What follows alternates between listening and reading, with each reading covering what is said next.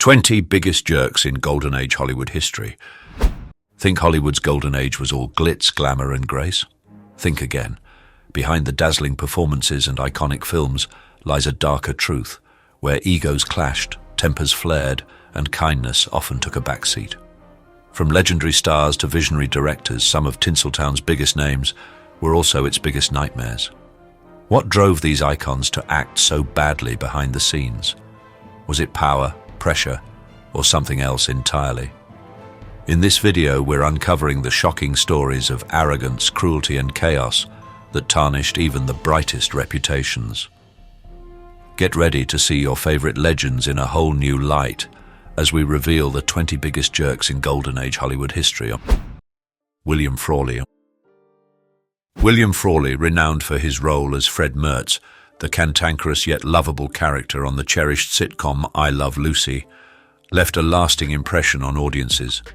His impeccable comedic timing and dynamic chemistry with Vivian Vance contributed to the show's status as an enduring classic. Off-screen, however, Frawley's demeanor was far less charming. Gruff, short-tempered, and prone to heavy drinking, he earned a reputation as a disruptive presence during production. His struggles with alcoholism were widely acknowledged, often rendering him unreliable on set. To address this, Lucille Ball and Desi Arnaz, the show's stars and producers, instituted a stringent three-strike policy. If Frawley appeared intoxicated or caused disruptions 3 times, he would be promptly dismissed. Despite this strict rule, Frawley remained part of the series for its entire 9-year duration, though his tenure was marked by ongoing conflicts with both co-stars and crew members. A particularly notorious aspect of Frawley's behavior was his strained relationship with Vivian Vance, who portrayed Ethel Mertz, his fictional spouse. The pair allegedly harbored such intense dislike for one another that they avoided interaction when the cameras weren't rolling.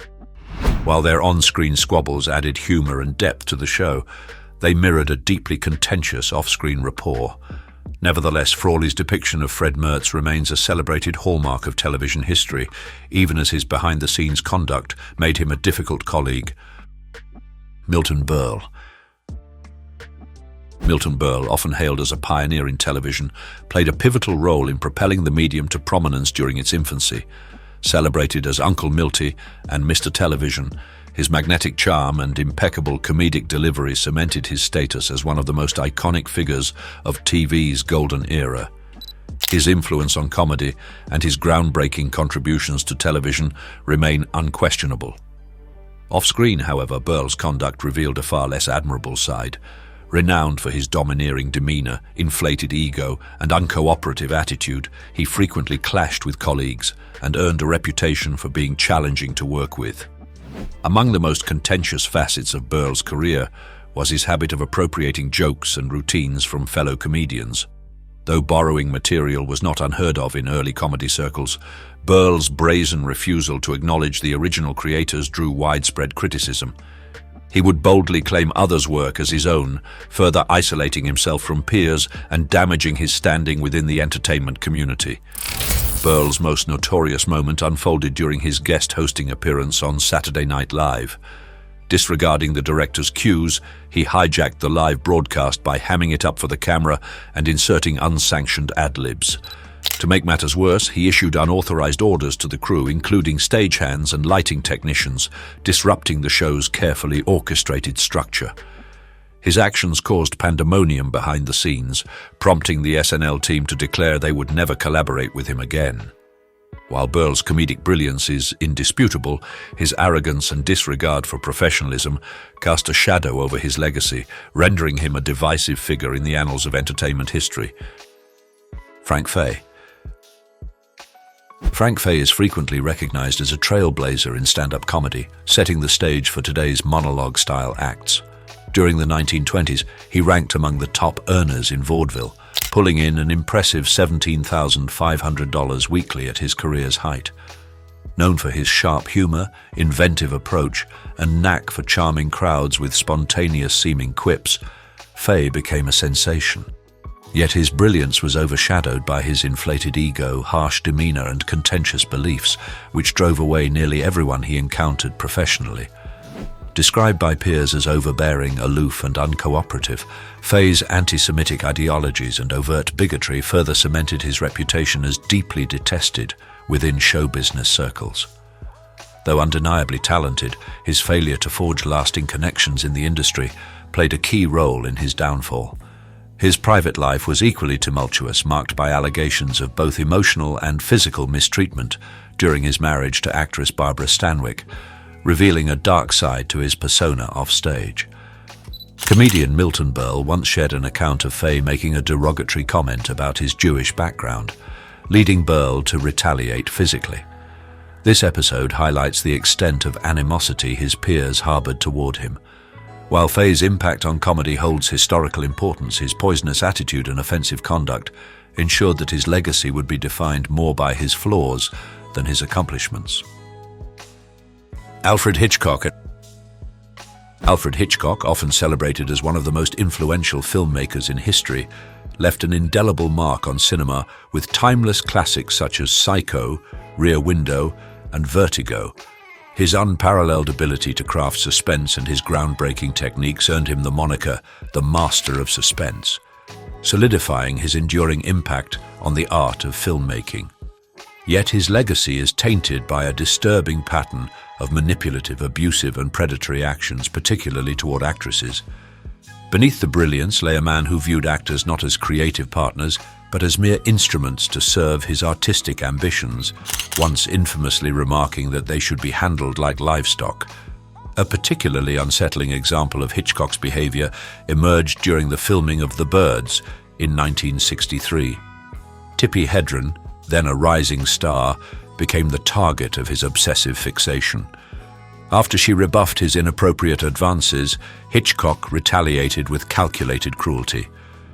In one horrifying scene, he deliberately substituted mechanical birds with live ones without warning Hedren, subjecting her to relentless attacks that left her physically harmed and requiring hospitalization.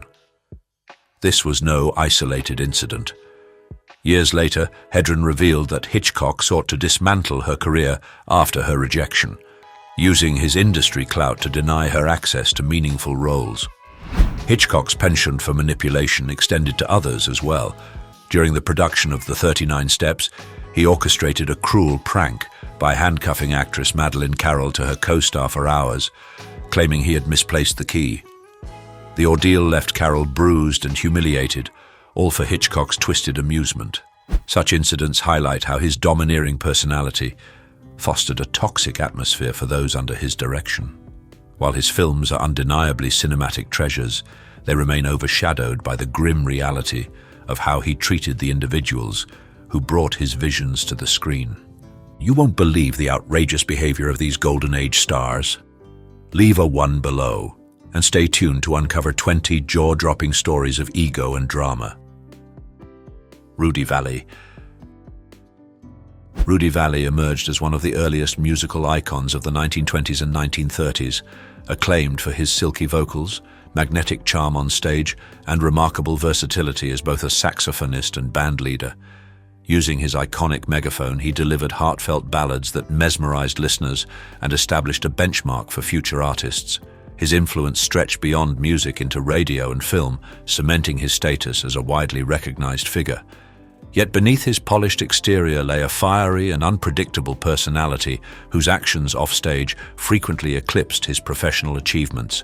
Vallee's explosive temper and tendency to clash with collaborators became central to his public image. During broadcasts of the Fleischmann's Yeast Hour, his eruptions were infamous. He often scolded his orchestra members, publicly shaming them in front of colleagues. His aggression wasn't confined to his team. Vallee was also notorious for physically confronting photographers and even audience members who he believed showed him disrespect. His severe demeanor led many to dub him a slave driver, as his subordinates grappled with his exacting and often harsh management style. Despite these flaws, Vallee played a pivotal role in propelling the careers of several celebrated figures, such as Alice Faye and Francis Langford. While his artistic contributions to entertainment remain significant, his legacy is muddied by his erratic conduct, leaving a lasting impression on Hollywood's history. Lucille Ball. Lucille Ball, a comedy legend and television trailblazer, is celebrated for her unforgettable portrayal of the witty and lovable Lucy Ricardo in I Love Lucy. Her revolutionary achievements as an actress, producer, and studio executive transformed the entertainment landscape, securing her a lasting legacy among Hollywood's elite. Yet, Ball's off-screen demeanor stood in stark contrast to her cheerful on-screen presence. Described as exacting, distant, and occasionally condescending, she maintained a rigid and hierarchical approach to interpersonal dynamics, which often made her seem unapproachable. One particularly notorious incident involved her treatment of a flight attendant during an airplane journey. Reports claim that Ball declined to address the attendant directly, opting instead to have her assistant communicate on her behalf, purportedly stating, "Miss Ball doesn't speak to the help."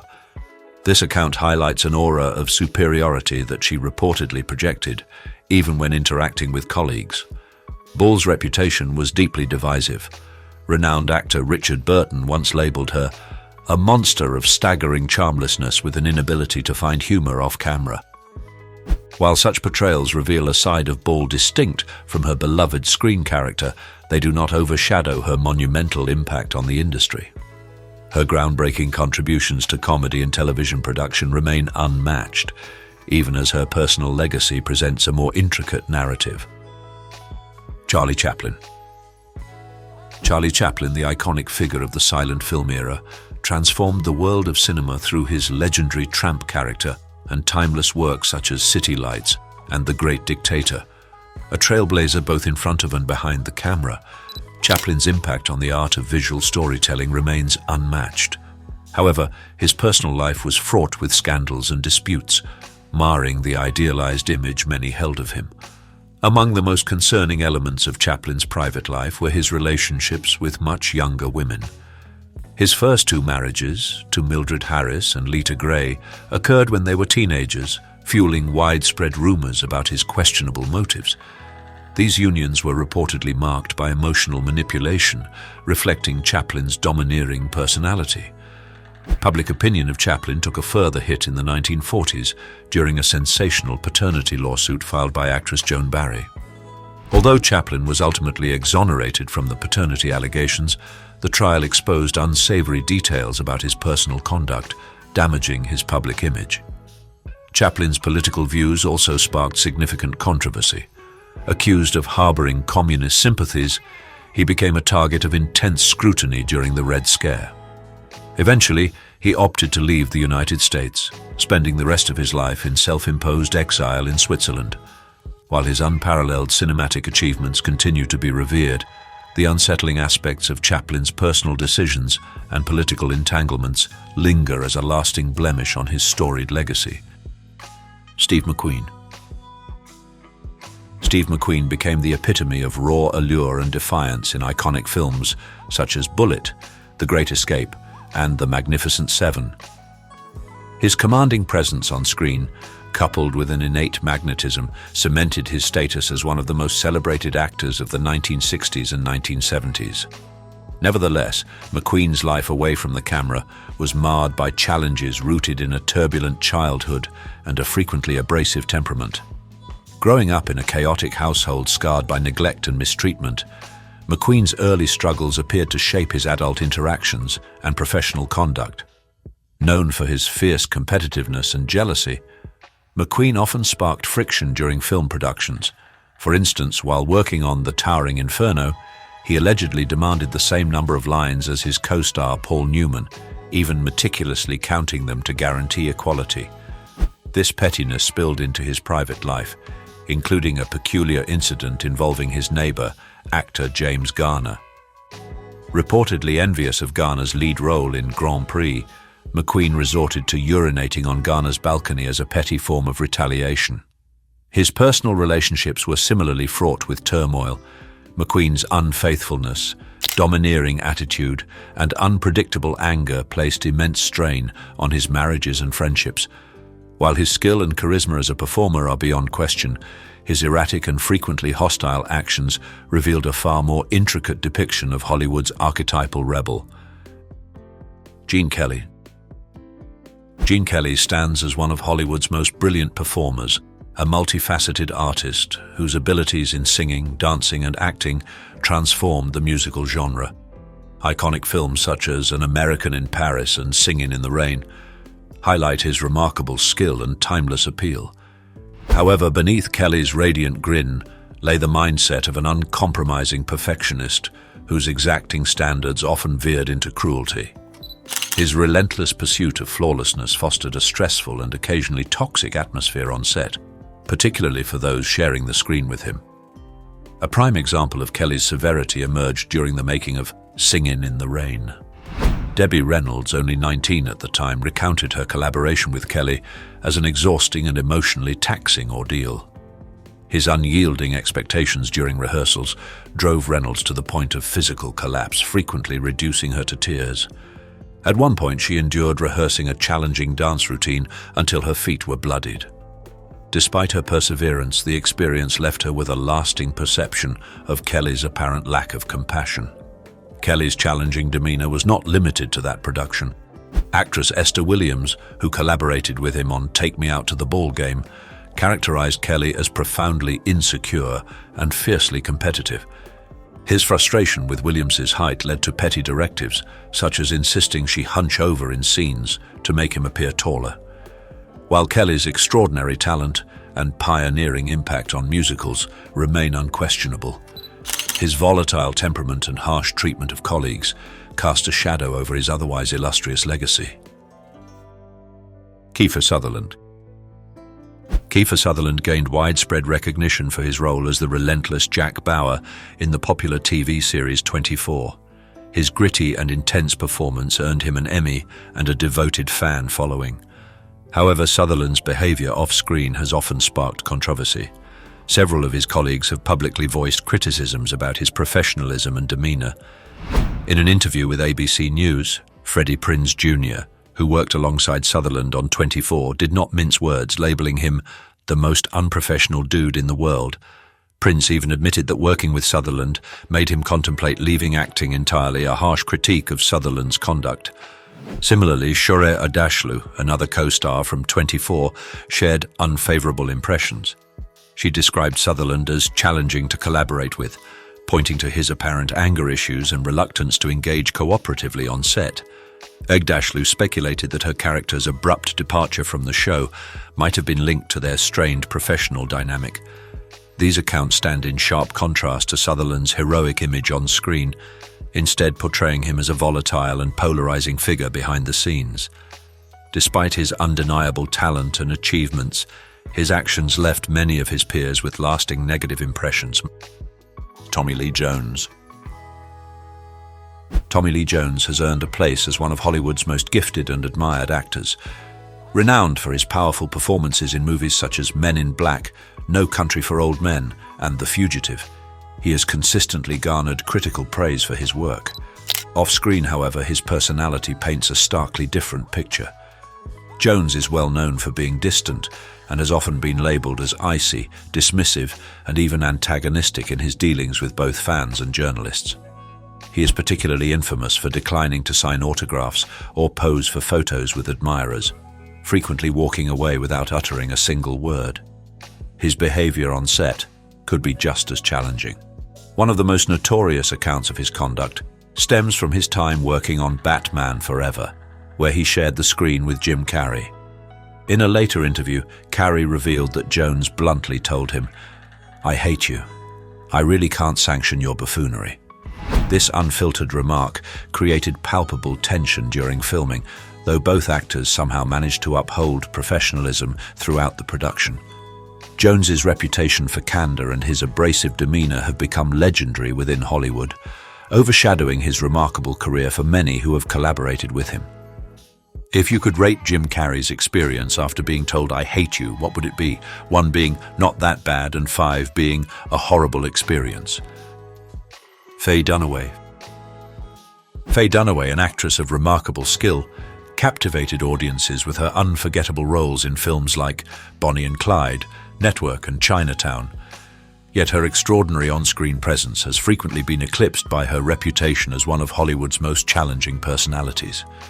Described as unpredictable, Exacting, and at times outright confrontational, Dunaway's conduct on set often sparked controversy. One particularly infamous episode took place during the filming of Mommy Dearest, where co-star Rutanya Alder claimed that Dunaway struck her forcefully during a scene. The blow was unplanned, leaving Alder visibly distraught.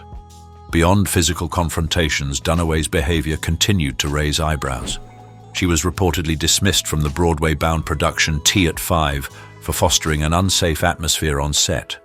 Crew members accused her of hurling objects and verbally assaulting staff to the point of reducing them to tears.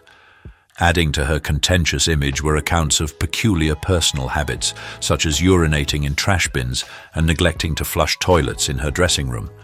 Despite these controversies, Dunaway's contributions to cinema remain highly regarded, though her legacy is undeniably intertwined with her off-screen behavior. Errol Flynn.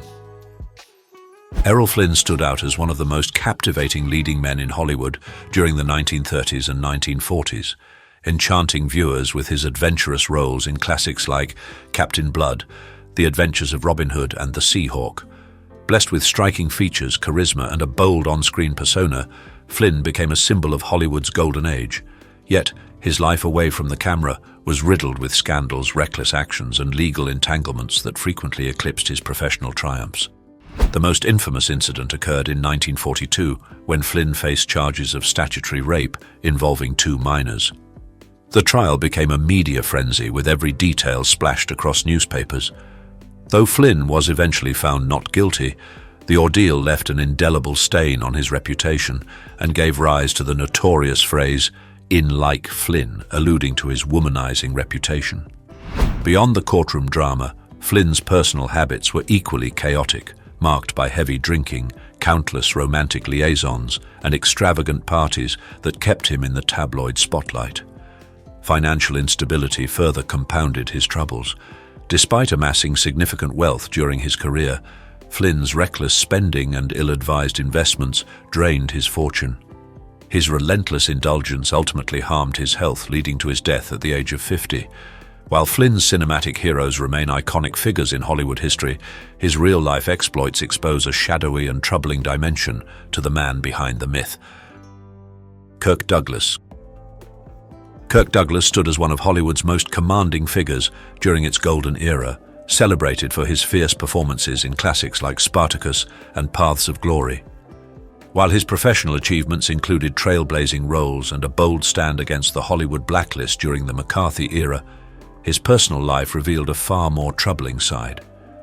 Decades after his death, shocking allegations surfaced when Lana Wood, Natalie Wood's sister, accused Douglas of sexually assaulting Natalie at the age of 16.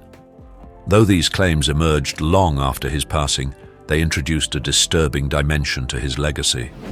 In addition to these accusations, Douglas was notorious for his history of womanizing. He allegedly leveraged his fame to take advantage of young actresses and engaged in countless extramarital affairs, leaving behind a wake of emotional turmoil and scandal. The mysterious vanishing of actress Jean Spangler in 1949 further fueled speculation about Douglas. A note discovered in Spangler's purse referenced to Kirk, sparking rumors of his potential involvement. Although no concrete evidence linked him to the case, the association persisted, reinforcing his image as a man shrouded in secrets and controversy.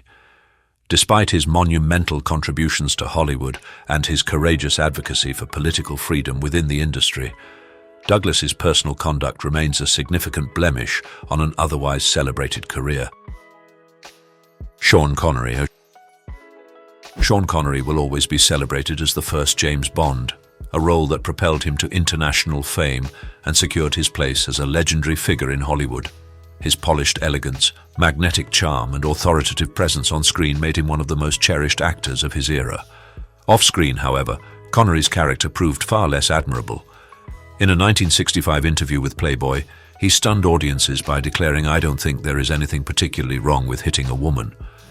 He elaborated, suggesting that an open-handed slap was acceptable under certain circumstances.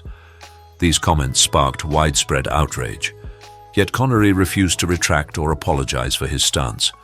Years later, during an interview with Barbara Walters, he reiterated his position, bluntly stating, "I haven't changed my opinion."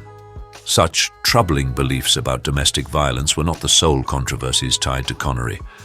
He was also notorious for being challenging to work with, frequently engaging in conflicts with directors and fellow actors.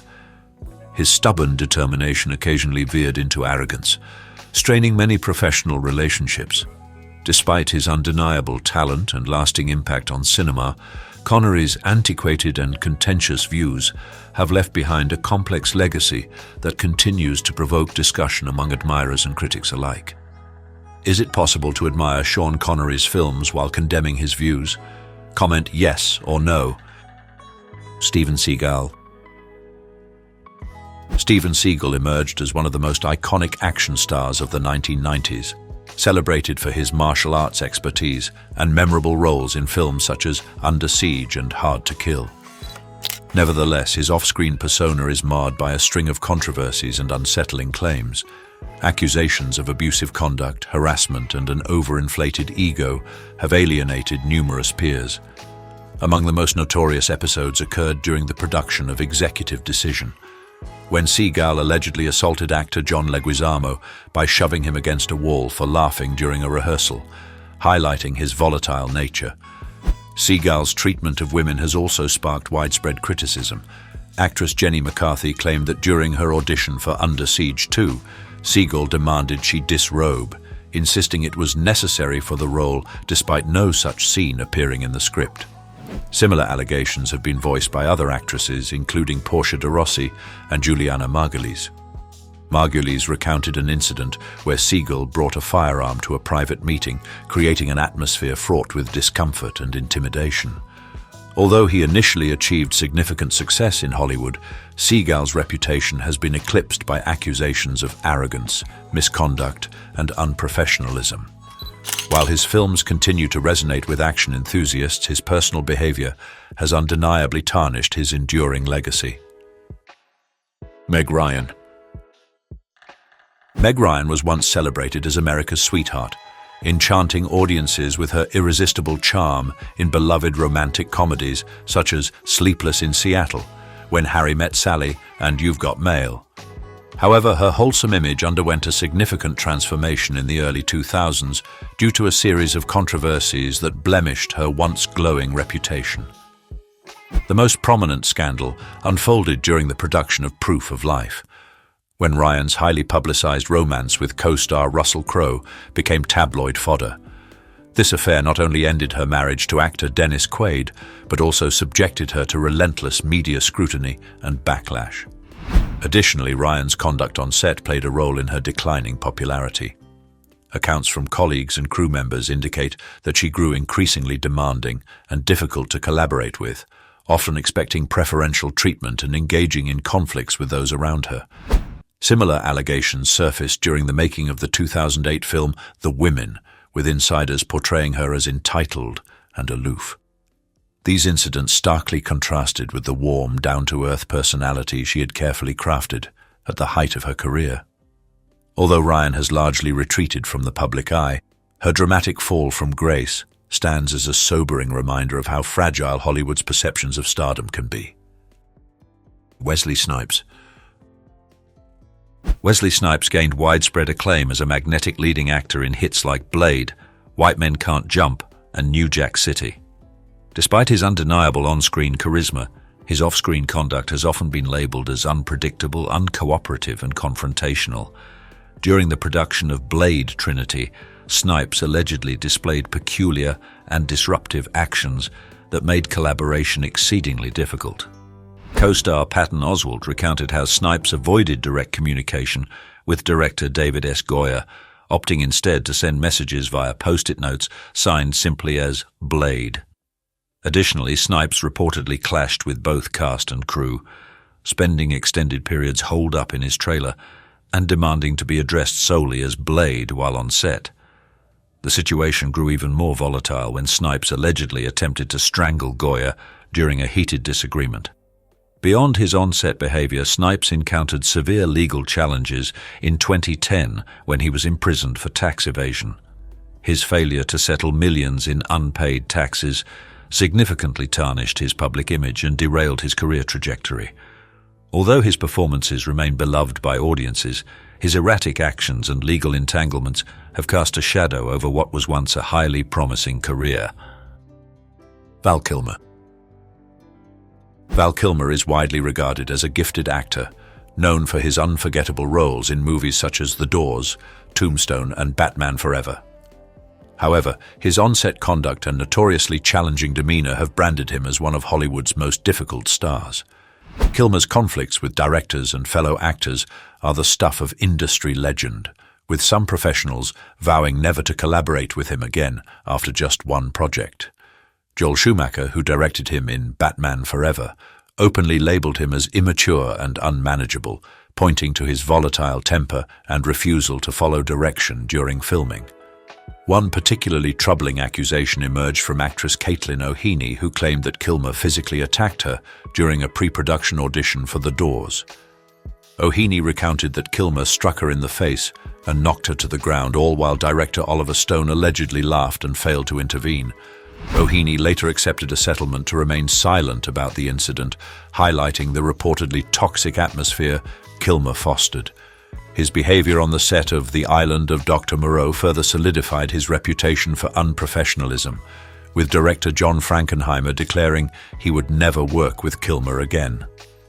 Despite his undeniable talent, Kilmer's difficult personality has left behind a legacy of fractured relationships and missed opportunities in Hollywood. Macaulay Culkin. Macaulay Culkin skyrocketed to fame as the beloved star of the Home Alone series, but his journey into adulthood proved far from seamless. Once one of the most iconic faces of the 1990s, Culkin grappled with the overwhelming pressures of early stardom, which reportedly contributed to behavioral challenges, both on set and in his personal life. Fans who crossed paths with him during this era often characterized him as aloof and conceited, a stark departure from the innocent charm he exuded as a child actor. A particularly memorable incident unfolded during the production of the 2004 film Saved, when a group of admirers approached Culkin for an autograph. Rather than acknowledging them, he allegedly ignored their requests, feigning absorption with his cell phone until someone praised his looks. In addition to his interactions with fans, Culkin's private life became a magnet for tabloid speculation due to allegations of substance misuse and unpredictable conduct. These struggles, coupled with a string of lackluster film roles, led to a significant decline in his career trajectory.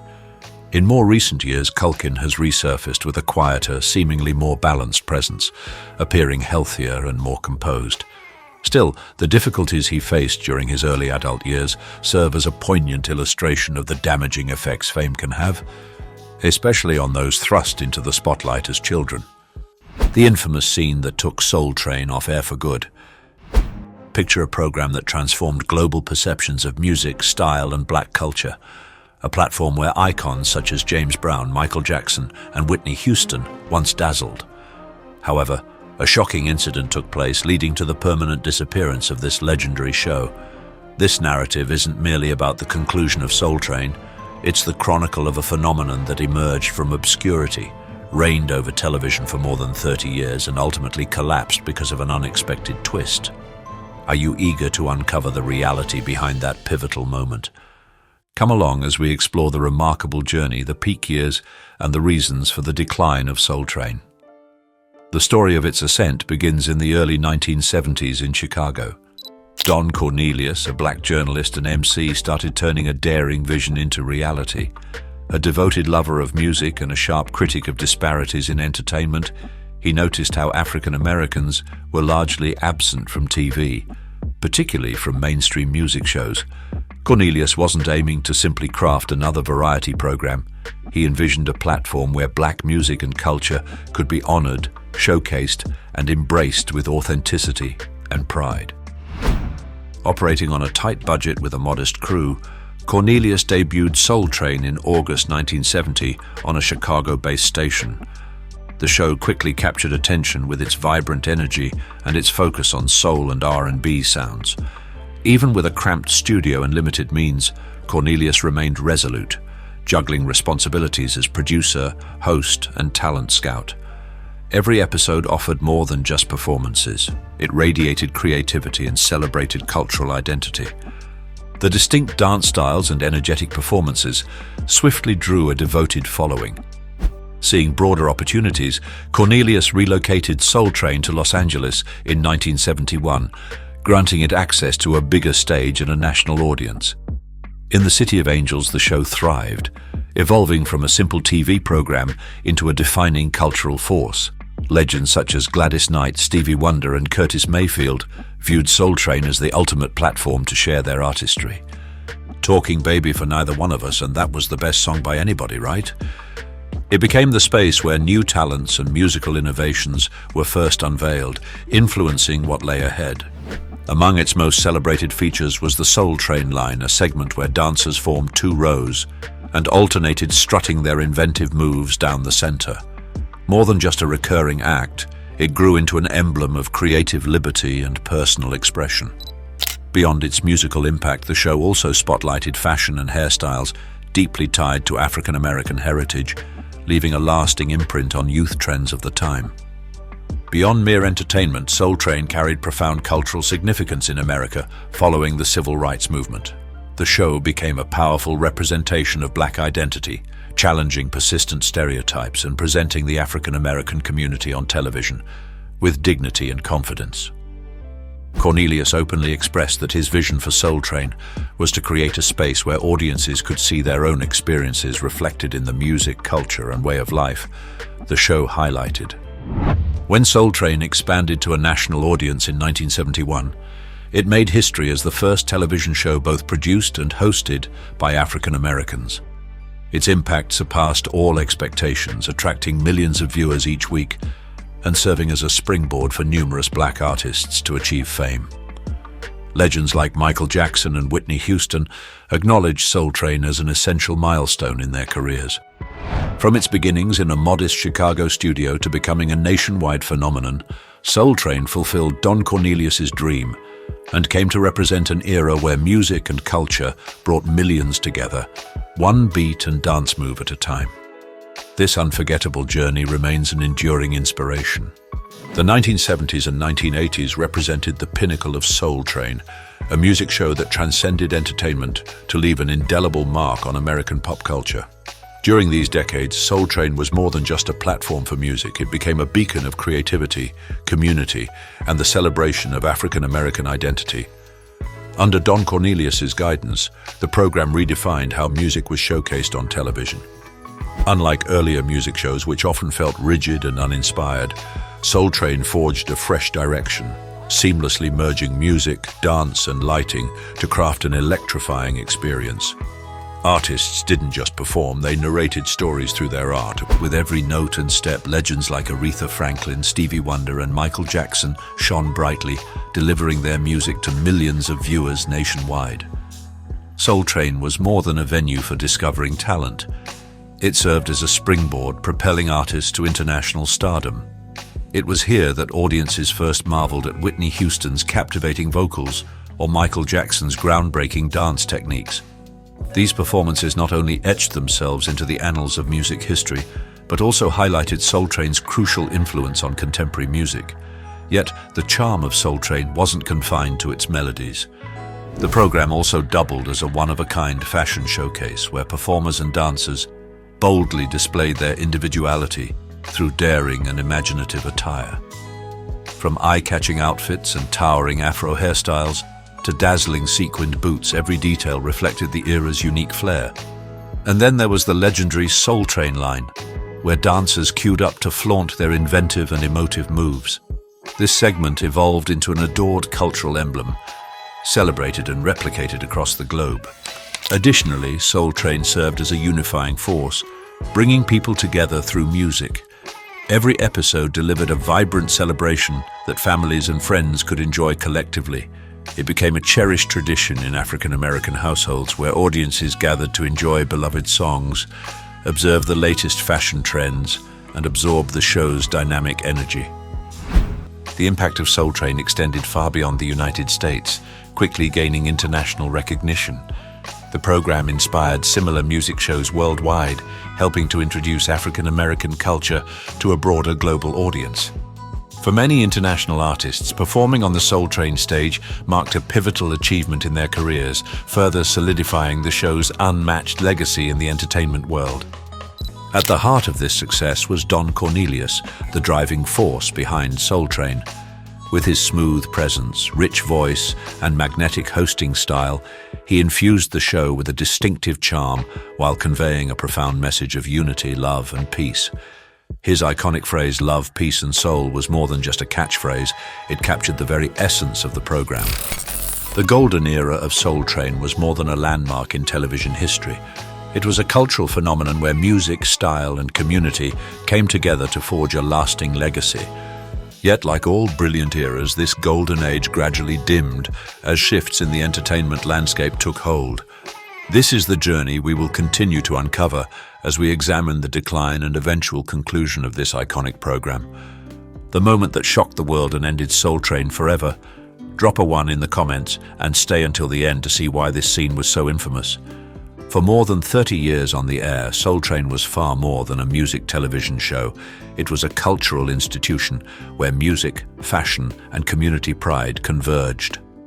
Emerging at a time when black music lacked widespread recognition, it provided a rare and vital platform to uplift artists and genres that were often marginalized. Legends such as Marvin Gaye, Aretha Franklin, and Stevie Wonder gained greater visibility, using the Soul Train stage not only to perform but also to share their stories and solidify their influence in the music industry. Soul Train was more than just a music show, it stood as a beacon of style. The sight of dancers grooving in trendy ensembles became a major source of inspiration for fashion throughout the 1970s and 1980s. From bold Afro hairstyles to dazzling jumpsuits and disco-inspired vests, the program left an indelible mark on the visual identity of an entire generation. Fashion trends showcased on Soul Train spread rapidly, impacting not only African American communities but also leaving a lasting impression on global pop culture. Its influence deepened further by spearheading the rise of new musical genres and innovative dance styles. In the 1980s and 1990s, as hip-hop surged in popularity, Soul Train became a platform to highlight emerging icons like Public Enemy, Run DMC, and LL Cool J. At the same time, dynamic moves such as popping, locking, and breakdancing gained traction through the electrifying performances of the show's dancers. Soul Train didn't merely capture shifts in music, it actively propelled new waves within street culture. In 1987, Soul Train cemented its legacy even further with the launch of the Soul Train Music Awards. This prestigious event not only recognized the finest talents in R&B, soul, and hip-hop, but also became a grand gathering for the industry's biggest stars. Performances from icons like Whitney Houston and Prince created unforgettable moments, reinforcing the show's lasting influence on the music world. However, perhaps Soul Train's greatest accomplishment was its deep connection with the community. For millions of African Americans, it was the first time they saw themselves authentically represented on television, not just through music, but also through fashion and everyday culture. This visibility instilled a sense of pride and laid the foundation for future programs that would celebrate Black heritage. Each episode felt like a vibrant musical celebration, inviting families and young people to dance, sing along, and experience the unifying power of music. More than just a TV show, Soul Train became a cultural movement, a bridge across generations and a tribute to the love of music. It didn't just define an era, it left behind a timeless legacy. Even after its final episode aired, the spirit of love, peace, and soul endures in the hearts of its devoted audience. The decline of Soul Train was heavily influenced by shifting musical trends.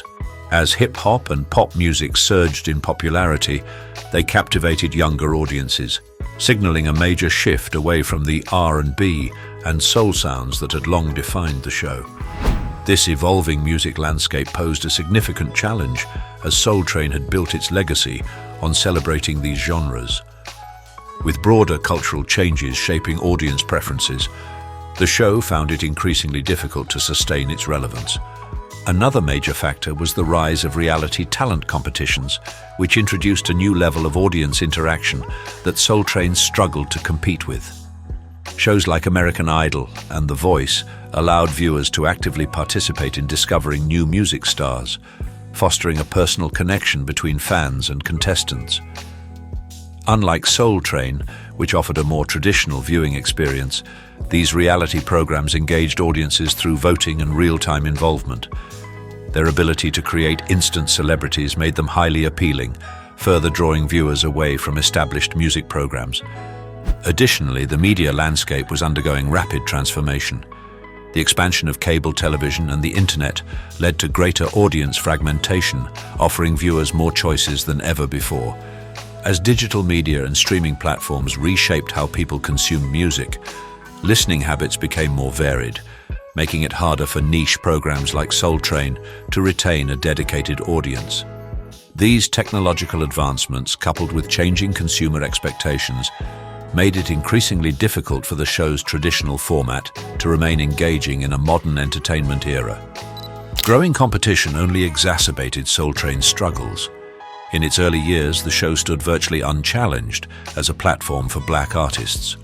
By the 1990s, however, major networks like MTV, BT, and VH1 had transformed the entertainment industry.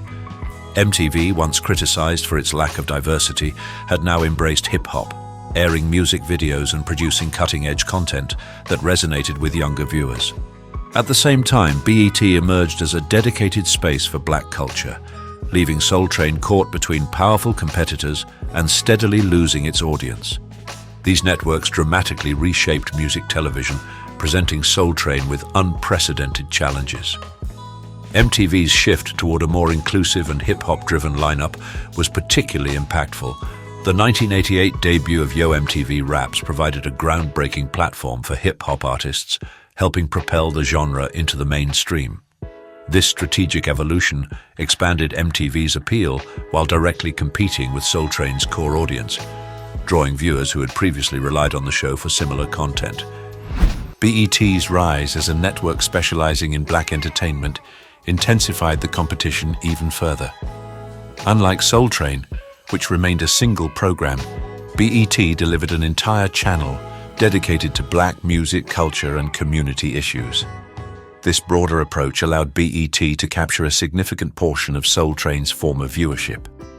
With a diverse lineup that included music video shows, talk programs, and culturally relevant news, BET provided more variety, making it increasingly difficult for Soul Train to maintain its dominant position. VH1 also contributed to the changing landscape by catering to an older demographic with a mix of music videos and nostalgia-driven programming. This strategy attracted audiences interested in a broader selection of musical genres, further fragmenting the audience that Soul Train had once commanded.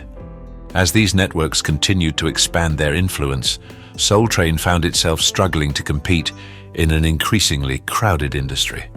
In 1993, Don Cornelius's exit marked a pivotal moment for Soul Train, driven by his personal health challenges and a growing estrangement from the shifting music landscape, particularly the ascent of hip-hop and rap, genres he found hard to fully embrace.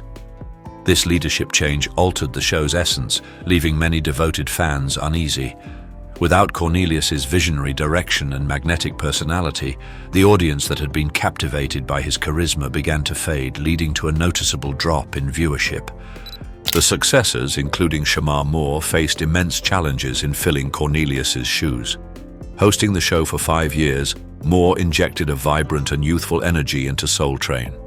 Despite his charm and appeal, many longtime fans felt the show's soul was inseparable from Cornelius's presence, making it nearly impossible to replicate the original magic. The period was further marked by a rotation of guest hosts, which added to the perception of inconsistency and instability, potentially alienating the loyal fan base that had sustained the program for decades. The decline in viewership was compounded by the rapid evolution of how people consumed music during the late 1990s and early 2000s. The emergence of digital platforms revolutionized access to music with peer-to-peer file-sharing services like Napster and LimeWire, enabling users to download tracks for free, albeit illegally, disrupting traditional sales models. This shift signaled the start of an era where music could be enjoyed without physical ownership or reliance on weekly TV programming. The launch of YouTube in 2005 further transformed music consumption by offering a legal platform for streaming videos, live performances, and user-generated content. It quickly became a primary destination for discovering new artists and songs, providing an interactive and visually engaging experience that traditional media struggled to compete with. These technological leaps, coupled with evolving consumer preferences, created a climate where Soul Train's classic format found it increasingly difficult to resonate with modern audiences, ultimately resulting in a sharp decline in its cultural relevance and viewership. Financial hardships became an inescapable hurdle for Soul Train, a program that had once pulsed as the vibrant core of black pop culture in America. The production of a long-running series like Soul Train demanded substantial resources, and as time went on, these financial pressures grew increasingly unsustainable. With viewership dwindling, advertising revenue followed suit, creating a downward spiral that jeopardized the show's survival. This financial strain was especially devastating for a platform that had championed black artists and performers, boldly celebrating black culture at a time when such representation was scarce in mainstream media. In its later years, the decline in production quality became glaringly apparent, a far cry from the days when the show was must-see television for millions. The once vibrant sets, known for their creativity and innovation, now seemed uninspired, reflecting the budgetary limitations under which the program operated. Performances, a cornerstone of Soul Train's allure, no longer carried the same energy or excitement that had defined its peak years. Even the roster of artists failed to match the caliber of talent that had once graced the stage, underscoring the show's diminished appeal. This decline stood in stark contrast to Soul Train's historical role in shaping black pop cultural identity and influencing music, fashion, and dance movements. These challenges converged into a perfect storm, leaving Soul Train in an irrecoverable state. A show that had once been a cultural beacon and a source of pride for the African-American community had become a mere shadow of its former self. This downturn was particularly poignant given Soul Train's legacy as a platform for political expression rooted in the civil rights movement and its role in the Black Power era as a triumphant celebration of blackness. Do you think the financial struggles or the decline in production quality had a bigger impact on Soul Train's downfall? Comment financial or production and explain your answer. Still, Soul Train retained a devoted fan base that fondly recalled its golden era, a unique fusion of music, dance, and lifestyle. For many, the show remained a cherished memory of a time when it served as a guide to the latest trends in dance and fashion, with audiences eagerly tuning in on Saturday mornings to witness the iconic Soul Train line. This enduring loyalty spoke volumes about the program's profound impact on cementing national black culture and offering a counter-narrative to the often negative portrayals of black life in the media. Ultimately, however, the demise of Soul Train wasn't solely due to financial struggles or changing audience tastes. A shocking incident, a moment of infamy broadcast live on television, became the breaking point, hastening the legendary show's collapse. While details remain vague, this event likely intensified the existing challenges, making it impossible for the show to reclaim its former prominence. So, what transpired on the Soul Train stage during its final years? Let's uncover the answer next.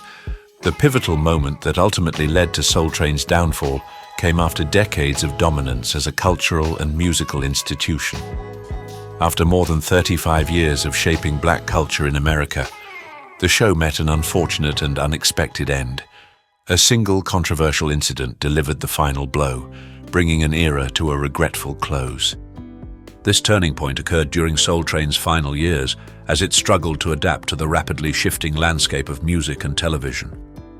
Once a symbol of black joy and cultural pride, the show found it increasingly difficult to maintain its relevance.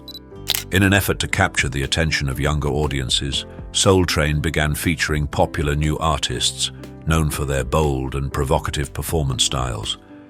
The hope was that this fresh, daring approach would help align the program with contemporary trends. However, rather than revitalizing the show, this strategy backfired in dramatic fashion, accelerating its decline instead of saving it. One particular performance pushed boundaries too far, rupturing the fragile equilibrium between innovation and tradition that Soul Train had carefully upheld for decades. During a live episode, a young performer stunned viewers with daring choreography, attire deemed inappropriate, and lyrics that many found offensive. This act starkly contrasted with the program's legacy of uplifting and celebrating black culture in a positive, respectful light. The fallout was swift and intense, igniting widespread outrage on social media. The show was inundated with complaints from its audience, particularly from parents. Online platforms buzzed with disapproval as users expressed their concerns about the direction Soul Train seemed to be heading. Parents were especially vocal, lamenting that the performance was unsuitable for a program that had long been regarded as family-friendly entertainment. That moment unleashed a torrent of harsh criticism, as many felt Soul Train had strayed from its foundational principles and betrayed its enduring mission to honor black culture with dignity. The fallout from the incident reached far beyond public outrage. Major sponsors, unwilling to be linked to the controversy, swiftly pulled their support, throwing Soul Train into a dire financial crisis. Since sponsorships were a crucial source of revenue, this sudden withdrawal dealt a devastating blow to the show's stability.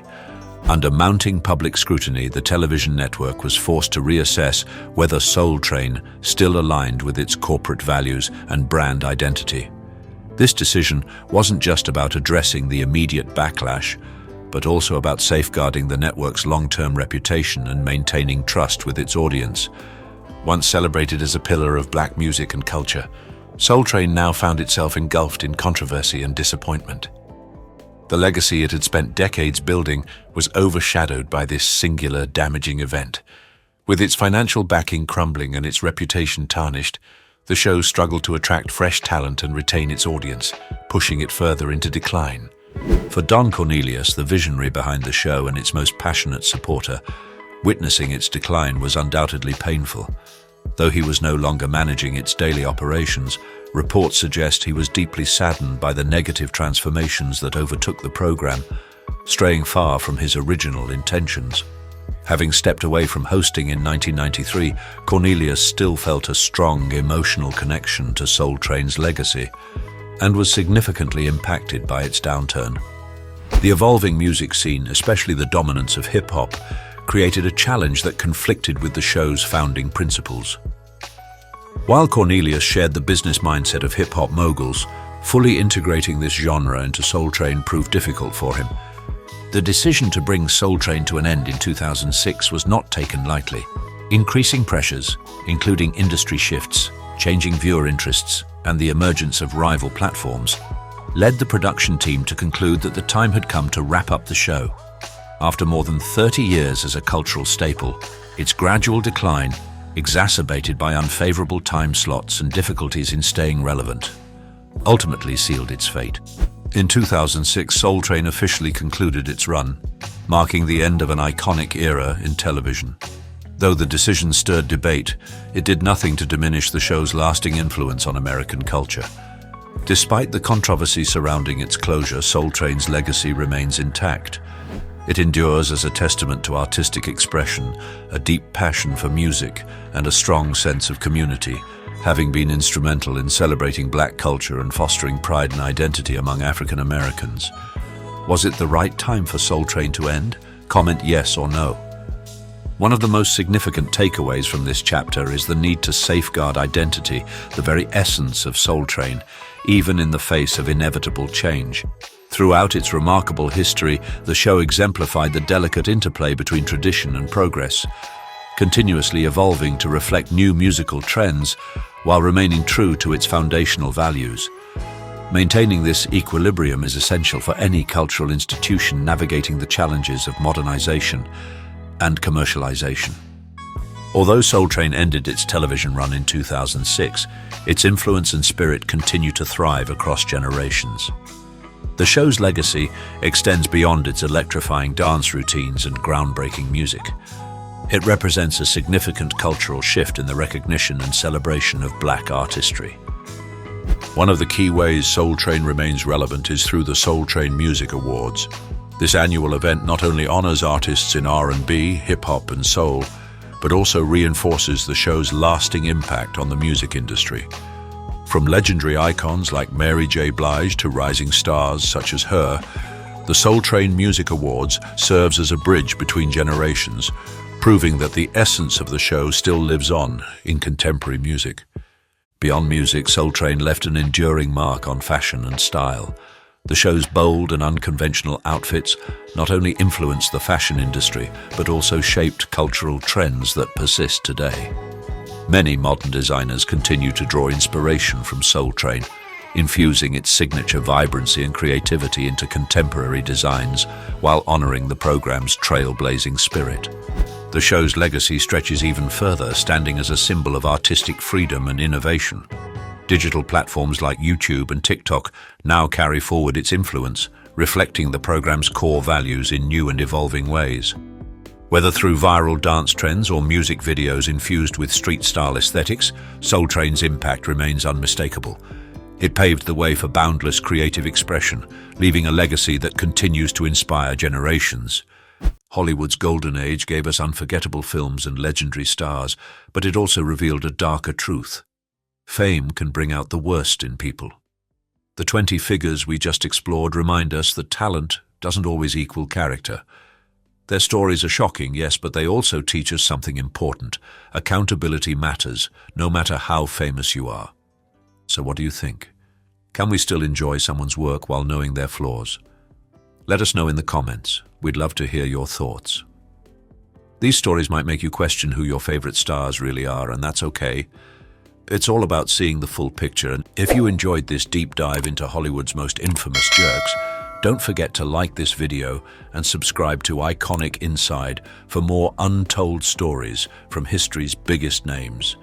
Hit that notification bell so you never miss an upload, and before you go, check out our last video on the end screen.